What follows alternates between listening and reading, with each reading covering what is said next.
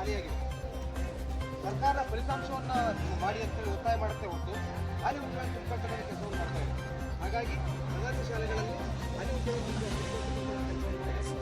ಜೊತೆಗೆ ನಮ್ಮ ಯಾವುದೇ ಸರ್ಕಾರಿ ಆರ್ಥಿಕ ಸೌಲಭ್ಯಗಳು ನೀಡಿದಾಗ ಯಾವುದೇ ತಾರತಮ್ಯ ಮಾಡಬಾರ್ದು.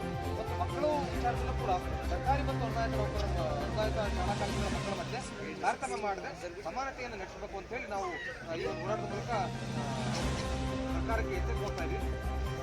ಅಂತಿಮವಾಗಿ ಇವತ್ತು ನಾವು ಮಾಡ್ತಾ ಇರ್ತಕ್ಕಂಥ ಹೋರಾಟ ಒಂದು ದಿನದ ಉದ್ರೇಕ ಕೊಡ್ತಕ್ಕಂಥ ಹೋರಾಟ. ಇವತ್ತು ನಾವು ಸರ್ಕಾರಕ್ಕೆ ಈ ಹೋರಾಟದ ಮೂಲಕ ಅಂತಿಮ ಎಚ್ಚರಿಕೆ ಕೊಡ್ತಾ ಇದ್ದೇವೆ.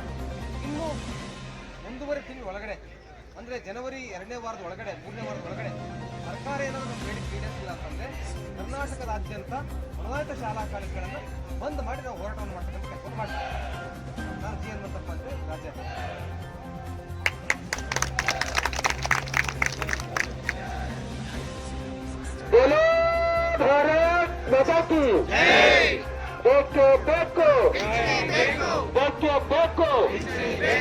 ಎಲ್ಲಿಯವರೆಗೆ ಹೋರಾಟ,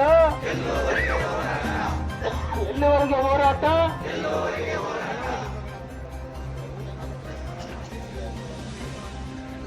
ಎಲ್ಲರೂ ನಮ್ಮ ಆತ್ಮೀಯ ಬೆಳಗಾವಿ ಮಾಧ್ಯಮ ಸ್ನೇಹಿತರು, ಯಾವತ್ತು ನಾವಿಲ್ಲಿ 5-6 ಬಾರಿ ಹೋರಾಟ ಮಾಡಿದ್ರು ಕೂಡ ಚೆನ್ನಾಗಿ ಎಲ್ಲಾ ಪತ್ರಿಕೆಗಳಲ್ಲಿ ಕವರೇಜ್ ಮಾಡಿ 6-7 ಬಾರಿ ಹೋರಾಟ ಮಾಡಿದ್ರು. ಎಲ್ಲಾ ಪತ್ರಿಕೆಗಳಲ್ಲಿ ನಮ್ಮ ಹೋರಾಟವನ್ನ ಸರ್ಕಾರದ ಗಮನಕ್ಕೆ ತರುವಲ್ಲಿ ಬಹಳಷ್ಟು ನಮಗ ಬೆಂಗಾವಲಾಗಿದ್ದಾರೆ. ಅವರಿಗೆ ಜೋರಾದ ಚಪ್ಪಾಳೆ ಮುಖಾಂತರ ಮತ್ತೊಮ್ಮೆ ನಾವೆಲ್ಲರೂ ಧನ್ಯವಾದಗಳನ್ನ ಅರ್ಪಿಸಬೇಕು.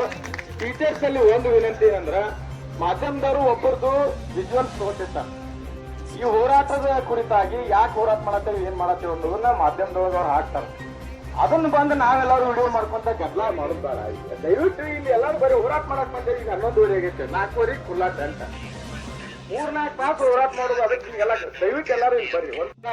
ಒಂದು ಶೈಕ್ಷಣಿಕ ಸಮ್ಮೇಳನ ಹಾಗೂ ಪ್ರತಿಭಾ ಪುರಸ್ಕಾರ ಕಾರ್ಯಕ್ರಮವನ್ನ ಇದೇ ತಿಂಗಳು 21ನೇ ತಾರೀಕರಂದು ಕೊಪ್ಪಳದಲ್ಲಿ ಜರುಗ್ತಾ ಇದೆ. ಇದರ ಉದ್ದೇಶ ಇಷ್ಟೇ, ಸಂಘಟನೆಯ ಮೂಲಕವಾಗಿ ಅನುದಾನಿತ ಶಿಕ್ಷಕರ ಬಳಗದ ಶಕ್ತಿಯನ್ನ ನಾವು ಮತ್ತೊಮ್ಮೆ ಇಡೀ ರಾಜ್ಯಕ್ಕೆ ತೋರಿಸಬೇಕನ್ನುವಂತ ನಿಟ್ಟಿನಲ್ಲಿ ನಮ್ಮ ಜಿಲ್ಲಾ ಘಟಕದ ಅಧ್ಯಕ್ಷರಾಗಿರುವಂತಹ ಶ್ರೀಯುತ ಹನುಮಂತಪ್ಪ ಚಲವಾದಿ ಸರ್ ಅವರ ನೇತೃತ್ವದಲ್ಲಿ ಈ ಒಂದು ಕಾರ್ಯಕ್ರಮವನ್ನ ಆಯೋಜನೆಯನ್ನು ಮಾಡಿದ್ದೇವೆ. ಈ ಕಾರ್ಯಕ್ರಮಕ್ಕೆ ನಮ್ಮ ಜಿಲ್ಲಾಧ್ಯಕ್ಷರು ಹಾಗೂ ವಿವಿಧ ಸಂಘ ಸಂಘಟನೆಗಳು ಮತ್ತು ಕೊಪ್ಪಳ ಜಿಲ್ಲೆಯಲ್ಲಿರುವಂತಹ ಎಲ್ಲಾ ತಾಲೂಕಿನ ಅಧ್ಯಕ್ಷರು, ಕಾರ್ಯಾಧ್ಯಕ್ಷರು, ಪ್ರಧಾನ ಕಾರ್ಯದರ್ಶಿಗಳ ಪರವಾಗಿ ತಮ್ಮನ್ನೆಲ್ಲರನ್ನೂ ಕೂಡ ಅವತ್ತಿನ ದಿನ ನಾನು ತುಂಬು ಹೃದಯದ ಸ್ವಾಗತ ಸುಸ್ವಾಗತವನ್ನು ಕೋರ್ತಾ ಇದ್ದೇವೆ. ದಯಮಾಡಿ ತಾವೆಲ್ಲರೂ ಕೂಡ ಆ ಕಾರ್ಯಕ್ರಮದಲ್ಲಿ ಭಾಗವಹಿಸಿ ತಮ್ಮ ಅತ್ಯ ಅಮೂಲ್ಯವಾಗಿರುವಂತಹ ಸಲಹೆ ಸೂಚನೆಯನ್ನು ಕೂಡ ನೀಡಬೇಕನ್ನುವಂತಹ ಮಾತುಗಳನ್ನು ಹೇಳುತ್ತಾ, ಇವತ್ತು ಇಷ್ಟೆಲ್ಲ ದೊಡ್ಡ ಪ್ರಮಾಣದ ಹೋರಾಟಕ್ಕೆ ನಮ್ಮ